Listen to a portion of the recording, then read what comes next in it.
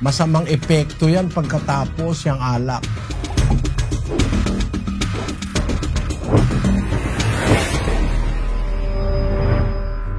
Hindi naman kasalanan na mag-usap ukol sa Diyos.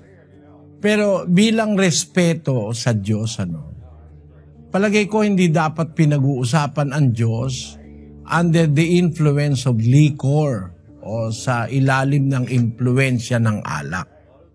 Kasi alam mo, sa Biblia, ang alak ayon sa salita ng Diyos, doon sa Kawikaan 20, versikulo 1, ang alak ay manunuya. Ang matapang na alak ay manggugulo, at sino mang napaliligaw sa kanya ay hindi pantas. Yung sinasabi na pag masama pakiramdam ay iinom ng alak, actually yung alak na matapang, pinapainom yan sa mga sundalo na nasugatan, yung mga nagdidelirio, yung malapit mamatay, para wag masyado silang mahirapan sa sakit. Ang alak kasi nakakadalin ng senses. Yung mga nerves natin, yung mga nerve ending, naapektuhan ng alak para wag mong maramdaman yung sakit. Kaya nga sabi ng Diyos dun sa 31:6 ng Kawikaan, bigyan mo ng matapang na inumin siya na handang manaw, at ng alak ang mapanglaw na loob. Pagka malapit ng mamatay, pinapabigyan ng Diyos ng alak. Doon sa panahon na yun. Kasi nung panahon na yun, wala namang mga pain reliever noon sa panahong nakaraan. Panahon ng mga Israelita, masakit halimbawa yung nararamdaman ng isang tao malapit ng mamatay, para siya ay maginhawahan, pinapainom ng matapang na alak. Pero ang matapang na alak, hindi para sa taong malakas, malinaw ang isip, hindi para doon. Guguluhin ng alak ang isip mo kasi ang sabi sa Biblia, ang alak ay manunuya, ang matapang na alak ay manggugulo. Sabi mo, giginhawa ka. Talaga, kasi may alcohol yan Masakit ang ulo mo, minom ka ng alak, may alcohol yan Pero kung nag-iisip ka, yung side effect niyan, unti-unti yang nakaka-addict hanggang maging lasenggo ka na. Basahin natin ang 23:31 ng Kawikaan.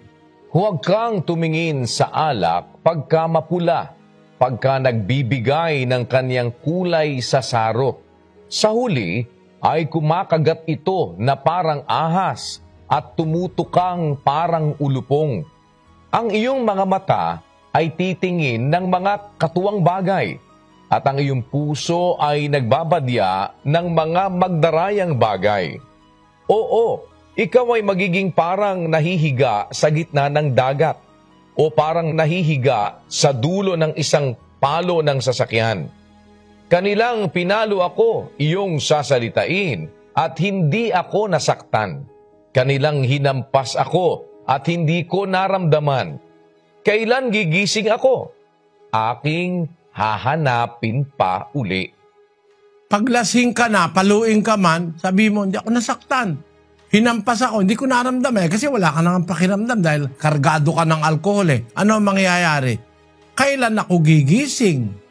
Aking hahanapin pa uli. O addicting yan Kaya yung mga manginginom, pag nakakita pa lang yun ng baso ng alak naglalaway na yun Addicting kasi yan, parang droga yung alak At pagka gano'n na ang estado mo, na ang alak ay namamayani na yung epekto niya sa katawan mo, bandang ulo niyan, basag ulo ang haharapin mo niyan. Sisirain niya ng baga mo, sisirain niya ng atay mo, sisirain niya ng bato mo. Imbis mabuhay ka ng 50, siguro hanggang 40 ka lang, patay ka na. Pagka talagang addicted ka na dyan sa alak. Alam mo, yung alak lagi kanyang aanyayahan Aanyayahan kanyan. Panira yung alak Dalawa lang ang bagay na nakakasira sa hari. Alak at babae. Ayon sa Biblia, sa isang talata ng Kawikaan 31:1. Ang mga salita ng Haring Lemuel, ang sanggunian na itinuro sa kanya ng kanyang ina. Ano anak ko? At ano? o anak ng aking bahay bata? At ano, o anak ng aking mga panata? Huwag mong ibigay ang iyong kalakasan sa mga babae o ang iyumang mga lakad sa lumilipol ng mga hari. Hindi sa mga hari o Lemuel, hindi sa mga hari ang pag-inom ng alak, ni sa mga panguluman na magsabi, saan nandoon ang matapang na alak? Si Haring Lemuel, sinabihan na nanay niya, huwag mong ibigay ang iyong kalakasan sa mga lumilipol sa mga hari. Isa sa mga panlipol ni Satanas sa hari, alak at saka babae. Kaya kapatid, no, ang alak, kahit sa anumong paraan suriin, nakakaramdam ka kamo ng ginhawa, okay yun. Pero yun pansamantala. Pero pagkatapos na halimbawa ng mahabang inuman, yung naginhawaan ka masakit naman ang ulo mo dahil may hangover ka Sabi nga dun sa 23 ng Kawikaan, ulitin mo nga yung kapatid na Daniel sa 23:31. Huwag kang tumingin sa alak pagka mapula, pagka nagbibigay ng kanyang kulay sa saro. Sa huli ay kumakagat ito na parang ahas at tumutukang parang ulupong. Sa huli, pagkatapos ng inuman, ay naku, masakit ang ulo mo.